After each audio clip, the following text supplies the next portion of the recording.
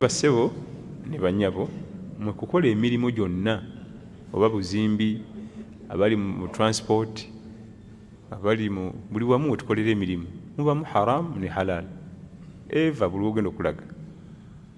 Ffe tuli bayimamu ba mizikiti naye ku muzikiti kuli haramu okwo kwolaba okwo toyinza nakikkiriza. Buli mulimu gwonna gy'ogenda okukolera wabayo haramu ne halal. Owa transport jangu otwala amatooke, jangu otwala embuzi, jangu otwala embizzi. Ansi eri egi bw'oba okola emirimu gyo gyonna haramu mwewale. Buli ajjanga haramu kola ki? Nze ndiima omusajja ajja ku muzikiti n'emmotoka ya black, glass zonna ziri tinted glass za black, nakuba $50,000. Nakulamusa video zonna ziri ku simu yange webale tusomesa naye mbadde nkwagalamu. Kutuuka mu mmotoka nagamba njagala ompowe n'oyo omukyala. Kyokka omukyala alina olubuto. Onjagala ompowe kati n'omukyala ono amaze okukuzizika emitwalo 40. Naye agezo zizo kasukaaliko. Kiba kitegeeza nti nze ziri sente zange ze nkuwadde, guno gwe mulimu gwe njagala onkolere. Kati watu ogukole mpa kiki?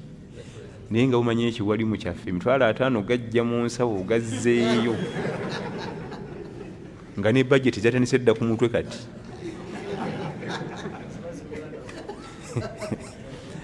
Kati kyembadde nkulaga kiri wano nti emirimu gyonna gye tukola mubamu haramu n'ekiki wonna w'obeera ostage nze tusaba Allah tunyweze era omugambirawo nti munnange akasente kano kaakano kubanga nze okuwa n'oyo bye neetaaga bingi talina kuba na lubuto taata waalu abamugaba famire kwata sente zo naye okuzijjayo mu nsawo zimuddize.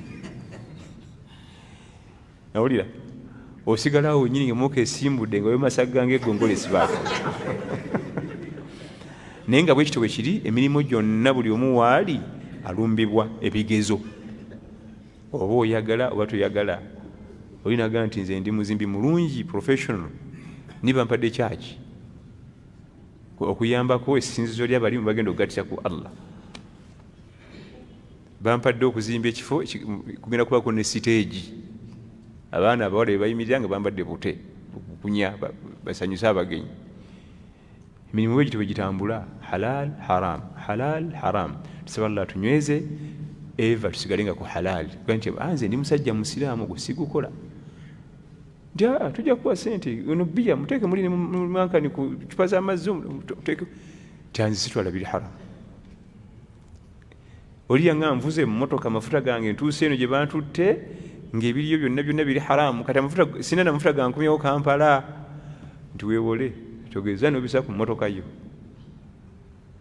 Omusajja ono alina okumpa amafuta yalina okuntikka bino naye biri haramu weewole toteeka ebintu Allah byatayagala. Allah oli mugamba nti nze kwolwo amafuta nali sigalina naye neewola ajja zikuddiza okusinga okuteeka oleetere abantu omwenge batamiire oba obayambyeko okubatamiiza osanyusiza ekitundu kyonna okiyiridde entabaaza bakadde.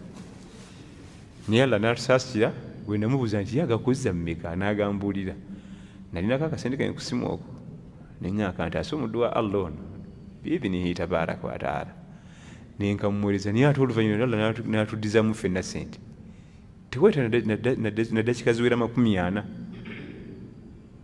nifuna akasimu akaveeyo bannaffe abayizi baffe bali mu Bungereza eyo nina wano kalizikiko bujjo nkunoonya esimu nga togikwata.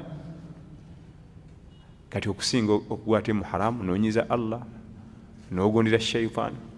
Wa barakallahu fiikum wa